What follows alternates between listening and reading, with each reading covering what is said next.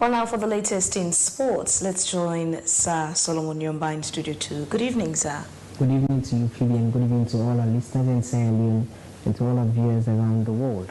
Starting off the evening, following a successful public lecture at the Namibia University of Science and Technology on the topic Sports Law, Governance and Reforms in Africa, the Executive Director for the National Sports Authority, that's Dr. Saffa Abdulai, tells AYV that sports associations have to be democratized with executives that will manage its finances in a bid to avoid anarchy.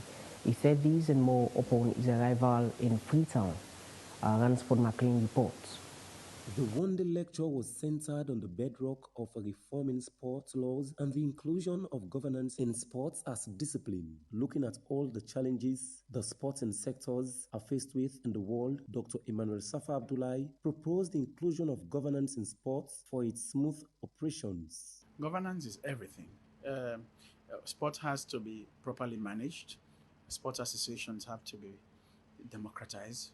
They have to have constitutions. They have an executive that is elected in their congresses. They have proper financial management. And this is something that will help in ensuring that, sport is properly governed.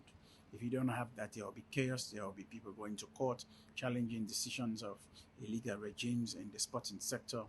But when you have transparency and accountability that is built on good governance, then certainly you have a proper sports administration. Dr. Abdullai's lecture also focused on the significance of sports in the continent, coupled with its cultural, economic, and social significance to the African society. He further talks on the importance of the African sports to the society and the plans of the African Traditional Games Secretariat based in Sierra Leone is doing for a successful 2026 African Games in Namibia.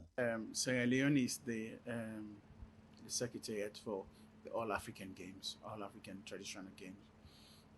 That means we are the institution that is responsible for coordinating, managing, and ensuring that these games are held. So we went to Namibia, we went to Zimbabwe, and part of our work was really just to ensure that we assess the facilities where these competitions will be held in 2026, and then sign another agreement with Zimbabwe for 2028, because these are the two countries, Namibia and Zimbabwe, that have bidded and won the bid so that they can host these two games. We have lost our sense of identity when it comes to sport. We've lost our cultural heritage. We've lost our practices that we all knew when we were younger. Maybe for the Z generation, they don't know these games. But when we grew up, we used to play all sorts of games: bow and arrows, hide and seek, adai, tomobile. These are games that we used to play that you no longer see. And these are similar games that are being played at the international level.